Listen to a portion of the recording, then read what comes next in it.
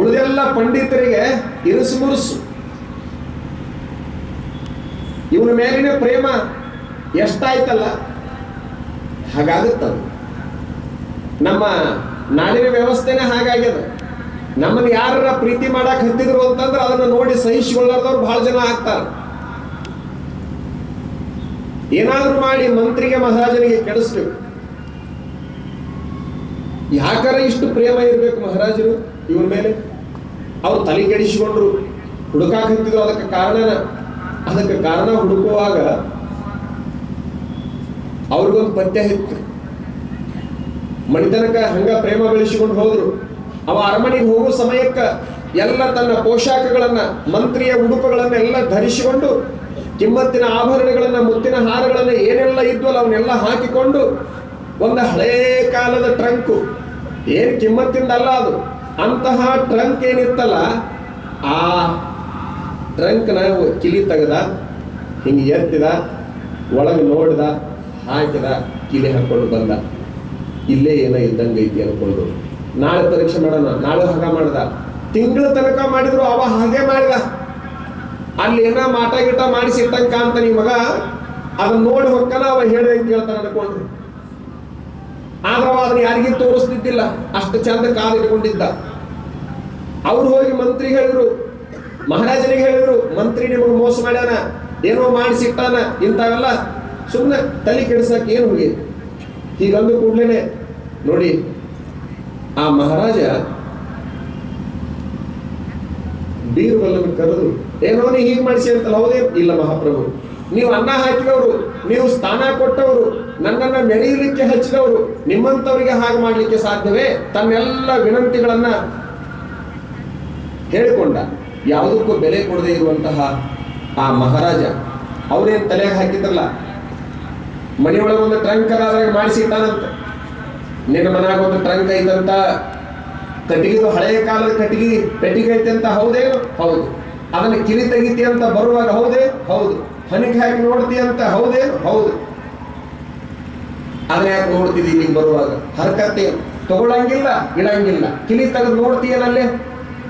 ಏನಾರ ತಗೊಳ್ತಿ ಅಂದ್ರೆ ಬೇರೆ, ಏನಾರ ಇಡ್ತಿ ಅಂದ್ರೆ ಬೇರೆ, ಇಡಂಗಿಲ್ಲ, ತೆಗಿಯಂಗಿಲ್ಲ, ನೋಡ್ತೀಯೇನು? ಮಹಾಪ್ರಭು ಅದನ್ನ ತಾವು ಕೇಳಬಾರ್ದು, ನಾ ಹೇಳಬಾರ್ದು ಅಂದಿವ. ಹತ್ತಿತ್ತು ಮಾತಾಡೋಂಗ. ಹಂಗಾರೆ ಏನೋ ಇದೆ, ನೀವು ಕೇಳೋದಲ್ಲ, ನಾ ಹೇಳೋದಲ್ಲ. ಅದು ನಿಮ್ಮಂಥವ್ರಿಗೆ ಸಂಬಂಧಪಟ್ಟಿದ್ದಲ್ಲ, ಅದು ನನಗೊಬ್ಬನಿಗೆ ಸಂಬಂಧಪಟ್ಟಿದ್ದು. ಏನಿಲ್ಲ, ಈಗ ಹೋಗಿ ನೋಡುದ ಅದನ್ನ ತಾವು ನೋಡಬಾರ್ದು. ಇಲ್ಲ ನೋಡಬಾರ್ದು ಅಂದ್ರೆ ಮುಗಿತದು. ನೋಡೋ ತನಕ ಸಮಾಧಾನ ಆಗೋದಿಲ್ಲ. ನಿಮ್ಗೆ ಯಾರು ಏನಾರ ಅದನ್ನ ಮಾಡಬೇಡ ಅಂತ ಹೇಳಿದ್ರೆ ನೀವು ಮಾಡೋ ತನಕ ಬಿಡಂಗಿಲ್ಲ. ಇನ್ನೊಬ್ಬರಿಗೆ ಅದನ್ನ ಹೇಳಬೇಡ ಅಂದ್ರೆ ಹೇಳೋ ತನಕ ಬಿಡಂಗಿಲ್ಲ. ಅದನ್ನ ಕೇಳಬೇಡ ಅಂದ್ರೆ ಕೇಳೋ ತನಕ ಬಿಡಂಗಿಲ್ಲ. ಆ ಕಡೆ ನೋಡ್ಬೇಡ್ರಿ ಅಂತ ಇಷ್ಟು ಹೇಳಿದ್ರೆ ಸಾಕು, ಯಾವಾಗ ನೋಡಿ ನಂಗೆ ಆಕೈತಿ. ನೀವು ನೋಡೋದಲ್ಲ ಅಂದಾಗ ಇಷ್ಟು ಕುತೂಹಲ ಈಗ ಹೋಗದೆ. ಇಲ್ಲ ಅಂದ್ರೆ ನೀವು ಮಂತ್ರಿ ಸ್ಥಾನಕ್ಕೆ ರಾಜೀನಾಮೆ ಕೊಡ್ಬೇಕು. ಅಲ್ಲಿಗೆ ಬಂದು ನಿಂತ, ಅಪ್ಪ ಹಂಗ್ಯಾಕೆ ಮಾತಾಡ್ತೀರಿ, ಬರ್ರಿ. ಕರ್ಕೊಂಡು ಹೋಗಿ ಕಿಲಿ ತೆಗೆದು ತೋರಿಸ್ತಾನ. ಏನೂ ಇದ್ದಿಲ್ಲ. ಅವ ಬಡವನಾಗಿದ್ದಂತಹ ಸಂದರ್ಭದಲ್ಲಿ, ಮಂತ್ರಿ ಬಡವನಾಗಿರುವಂತಹ ಸಂದರ್ಭದಲ್ಲಿ ಏನೊಂದು ಹಳೆಯ ಲುಂಗಿ ಉಟ್ಕೊಂಡು ಅಡ್ಡಾಡ್ತಿದ್ನಲ್ಲ, ಅಲ್ಲೇ ಟೀಲೇಟು ಹೊಲ್ಕೊಂಡು, ಹರಿದಿರುವಂತಹ ಲುಂಗಿನ ಹೊಲ್ಕೊಂಡು ಅದನ್ನ ಸುತ್ತಕೊಂಡು ಅಡ್ಡಾಡ್ತಿದ್ನಲ್ಲ, ಅದನ್ನ ಅದ್ರಾಗ ಇಟ್ಟಿದ್ದ. ಏನಿದು ಲುಂಗಿ? ಯಪ್ಪ, ನಾನು ನಿನ್ನ ಹತ್ರ ಬರೋ ತನಕ ಹೆಂಗಿದ್ದೆ ಅಂತಂದ್ರೆ ಇದಾ ಗತಿ ಇತ್ತು ನನಗ. ನಿನ್ನ ಹತ್ರ ಬಂದ ಮೇಲೆ ಇಷ್ಟೆಲ್ಲ ವೈಭವ ಕಂಡೀನಿ. ಅಹಂಕಾರ ಬರಬಾರ್ದು ಅನ್ನೋದಕ್ಕೆ ದಿನ ಅದನ್ನ ನೆನಪು ಮಾಡಿಕೊಳ್ಳೋ ಸಲುವಾಗಿ ಅಷ್ಟೇ ಇಟ್ಟಿನಿ ಅಪ್ಪ, ಬೇರೆ ಏನು ಉದ್ದೇಶ ಇಲ್ಲ. ಸುಮ್ಮನೆ ನನ್ನ ಹಳೆಯ ಪರಿಸ್ಥಿತಿ ಹೇಗಿತ್ತು, ನನ್ನ ಸ್ಥಿತಿ ಹೇಗಿತ್ತು ಅನ್ನೋದನ್ನ ಮರತೆ ಅಂತಂದ್ರೆ ಎಲ್ಲಿ ಅಹಂಕಾರ ಬಂದಿಗಿಂದಿತ್ತು, ಅಚಾತುರ್ಯ ಆಗಿದ್ದಿತ್ತು ಅನ್ನೋದಕ್ಕೆ ದಿನವೂ ಕೂಡ ನನ್ನನ್ನು ನಾನು ನೆನಪು ಮಾಡಿಕೊಳ್ಳೋ ಸಲುವಾಗಿ ಅದನ್ನ ಕಾದಿಟ್ಟುಕೊಂಡಿನ. ಅದನ್ನು ಬಿಟ್ಟು ಏನೂ ಇಲ್ಲ ಅಂದಾಗ ಮಂತ್ರಿಗೆ ಮತ್ತಷ್ಟು ಪ್ರೇಮ, ಮತ್ತಷ್ಟು ಆನಂದ ಅನಿಸ್ತು. ಹೌದು, ನಾವು ಹಂಗಾಗ್ಬೇಕು. ನಮ್ಮ ಜೀವನದಲ್ಲಿ ನಮಗೆ ಗೌರವ ಬರಬೇಕಾಗಿತ್ತು ಅಂತಂದ್ರೆ ನಮ್ಮ ಹಳೆಯ ಸ್ಥಿತಿಯನ್ನು ನೆನಪಿಸಿಕೊಳ್ಬೇಕು. ನಾವು ಬಹಳಷ್ಟು ಕಷ್ಟದಲ್ಲಿ ಬದುಕಿದ್ರೆ ಅದನ್ನೊಂದಿಷ್ಟು ಮರಿಬಾರದು, ಅದನ್ನು ನೆನಪಿಸಿಕೊಳ್ಬೇಕು. ಈಗ ನಾನು ಬಹಳಷ್ಟು ನೆರಿತಾ ಇದ್ದೇನೆ ಅಂತಂದ್ರೆ ಇದಕ್ಕೆ ಏನು ಕಾರಣ ಅನ್ನುವಂತಹದ್ದನ್ನು ತಿಳ್ಕೊಳ್ಬೇಕು.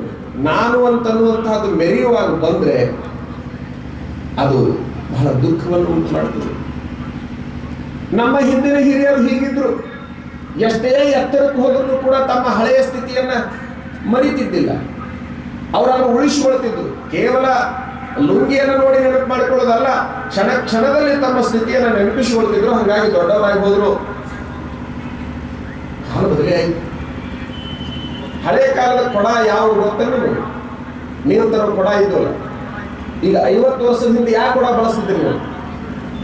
ತಾಮ್ರ ಕೊಡ ಬಳಸ್ತಿದ್ರಿ, ಹಿತ್ತಾಳೆ ಕೊಡ ಬಳಸ್ತಿದ್ರಿ, ಹೆಚ್ಚಾಗಿ ತಾಮ್ರ ಕೊಡ ಬಳಸ್ತಿದ್ರಿ.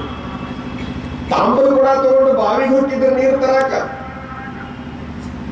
ಹಗ್ಗ ಕಟ್ಟಿ ಬಿಡ್ತಿದ್ರಿ. ಹಿಂಗ ಕೊಡ ನೀರಿನ ಸಮೀಪಕ್ಕೆ ಹೋದ ಕೂಡಲೇ, ನೀರು ಮುಟ್ಟಿದ ಕೂಡಲೇ ಬಾಗೆ ಬಿಡ್ತಿತ್ತು. ಯಾರಿಗ್ ಗೊತ್ತಿಲ್ಲ, ಆ ರೀತಿ ಕೊಡ ಬಿಟ್ಟವ್ರಿಗೆ ಗೊತ್ತೈತಿ. ನೀರು ಮುಟ್ಟಿದ್ರೆ ಸಾಕು ಹಿಂಗ ಬಾಗಿ ಬಿಡ್ತಿತ್ತು, ತುಂಬಾ ತುಂಬಿಕೊಂತಿತ್ತು. ಎಷ್ಟು ಸೆಕೆಂಡಿನೊಳಗ, ಒಂದು 2-3 ಸೆಕೆಂಡಿನೊಳಗ ಕೊಡ ತುಂಬಿಕೊಂತಿತ್ತು. ನೀವು ಜಕ್ಕೊಂಡು ಮ್ಯಾಲ ಬರ್ತಿದ್ರಿ. ಈಗ ಆ ಕೊಡ ಹೋದವು, ಈಗ ಬೇರೆ ಬಂದಾವ. ಈಗಿನ ಯಾವ ಪ್ಲಾಸ್ಟಿಕ್ಕಿನ ಕೊಡ, ಇವನು ನೀರಾಗ ಬಿಡ್ರಿ, ಇವು ಬಗ್ಗುದಿಲ್ಲ. ಇವು ಈ ಪ್ಲಾಸ್ಟಿಕ್ಕಿನ ಕೂಡ ತಾಮ್ರ ಕೂಡ ಬಗ್ಗಿದಂಗೆ ಬಗ್ಗುದಿಲ್ಲ. ನೀವು ಹಂಗಾಗಿ ಎತ್ತೆತ್ತಿ ಬಿಡಿತೀರ. ಮುಳುಗು ಬಗ್ಗು ಆದ್ರೂ ಬಹಳ ಸರಿ ಬಡಿಸ್ಕೊಂಡ ಮೇಲೆ ಬಗ್ಗಿ ತುಂಬಿಕೊಳ್ಳುತ್ತಂದ್ರೂ ಒಂದು ತಂಬಿಗೆ ಅಷ್ಟೇ ಕಡಿಮೆ ತುಂಬಿಕೊಂಡಿರ್ತೈತೆ, ಹೊರತಾಗಿ ತಾಮ್ರ ಕೊಡದಂಗೆ ಪೂರ್ಣ ತುಂಬಿಕೊಳ್ಳೋದಲ್ಲ ಈಗಿನ ಪ್ಲಾಸ್ಟಿಕ್ ಕೊಡ. ಯಾಕೆ ತಾಮ್ರ ಪ್ಲಾಸ್ಟಿಕ್ ಹೇಳಾಕತ್ತೀನಿ ಅಂದ್ರೆ, ನಮ್ಮ ಹಿರಿಯರು ತಾಮ್ರ ಕೂಡ ಇದ್ದಂಗಿದ್ರು, ವಿನಯವಂತರಾಗಿ ಬಾಗಿ ಎಲ್ಲ ತುಂಬಿಕೊಂತಿದ್ರು. ಈಗಿನ ಹುಡುಗರು ಪ್ಲಾಸ್ಟಿಕ್ ಕೂಡ ಆದಂಗ ಆಗ್ಯಾವ. ಬಹಳ ಸರಿ ಎತ್ತೆತ್ತಿ ಬಡದಾಗ ತುಂಬಿಕೊಂತಾವ. ಅದು ಪೂರ ಅಲ್ಲ. ನಾವು ಬಾಗಿದ್ರೆ ತುಂಬಿಕೊಳ್ತೀವಿ, ಹೊರತಾಗಿ ಬೀಗಿದ್ರೆ ತುಂಬಿಕೊಳ್ಳೋದಿಲ್ಲ. ಬಾಗೋದನ್ನ ಕಲಿಬೇಕೇ ಹೊರತಾಗಿ ಬೀಗೋದನ್ನ ಕಲಿಬಾರದು. ಪುಣ್ಯಾತ್ಮರೇ,